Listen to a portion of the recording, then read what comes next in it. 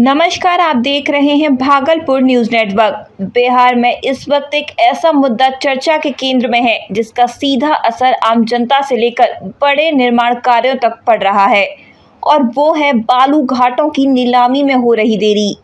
जी हां, पिछले काफी समय से राज्य में बालू घाटों की नीलामी की प्रक्रिया अटकी हुई है और इसका असर अब साफ तौर पर देखने को मिल रहा है। सड़क निर्माण हो, पुल निर्माण हो या फिर निजी भवन निर्माण, हर जगह काम की रफ्तार धीमी पड़ गई है। अब सवाल यह है कि आखिर यह समस्या इतनी लंबी क्यों खिंच गई।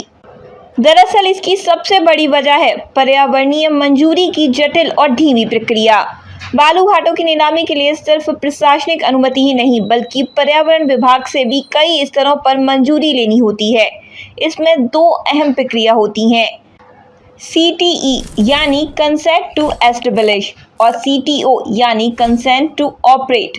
ये दोनों प्रक्रियाएं कई विभागों से होकर गुजरती हैं और अक्सर इनमें समन्वय की कमी के कारण फाइलें अटक जाती हैं।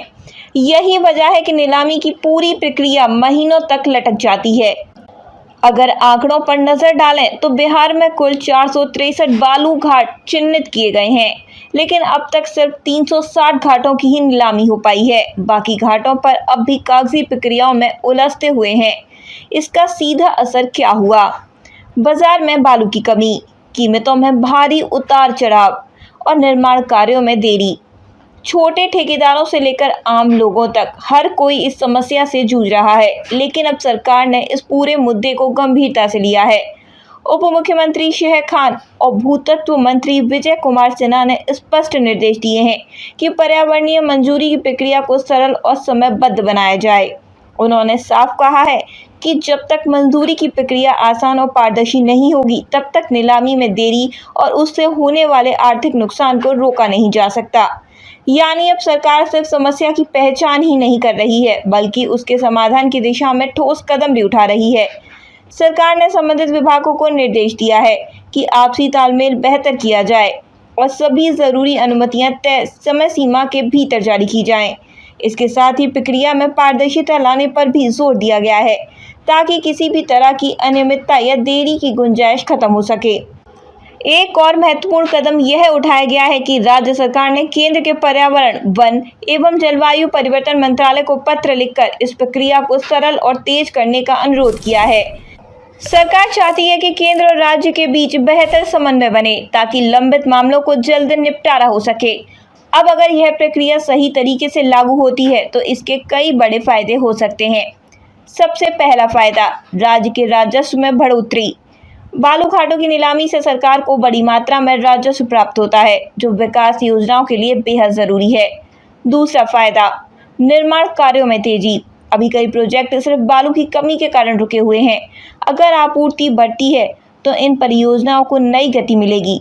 तीसरा और सबसे अहम फायदा, आम जनता को राहत। इस समय बाजार में बालू की कीमतें लगातार बदल रही हैं। कई जगहों पर कीमतें इतनी बढ़ गई हैं कि आम लोगों के लिए घर बनाना भी मुश्किल हो गया है। लेकिन अगर आपूर्ति बढ़ती है तो कीमतों पर भी नियंत्रण संभव हो सकेगा। हालांकि यहाँ एक बड़ा सवाल भी खड़ा होता है, क्या सरकार के निर्देश जमीन पर लागू हो पाएंगे? क्या विभागों के बीच समन्वय सच में बेहतर होगा और क्या वाकई बालू की कीमतों में राहत मिलेगी? क्योंकि बिहार में पहले भी कई बार ऐसी घोषणाएं हुई हैं लेकिन ज़मीनी स्तर पर उनका असर सीमित ही रहा है। इसलिए अब सबकी नज़र इस बात पर है कि सरकार के नए निर्देश कितनी तेज़ी से लागू होते हैं। अगर प्रक्रिया में सुधार होता है तो यह सिर्फ एक प्रशासनिक फैसला नहीं होगा बल्कि ये पूरे निर्माण सेक्टर और आम लोगों के लिए बड़ी राहत साबित हो सकता है। तो कुल मिलाकर बालू घाट नीलामी का मुद्दा सिर्फ एक तकनीकी समस्या नहीं है, यह विकास, रोजगार और आम जनता से जुड़ा बड़ा सवाल है। अब जब सरकार ने इस पर कदम उठाया है तो उम्मीद की जा रही है कि आने वाले समय में हालात बेहतर होंगे। फिलहाल के लिए इतना ही। बने रहिए भागलपुर न्यूज नेटवर्क के साथ। धन्यवाद।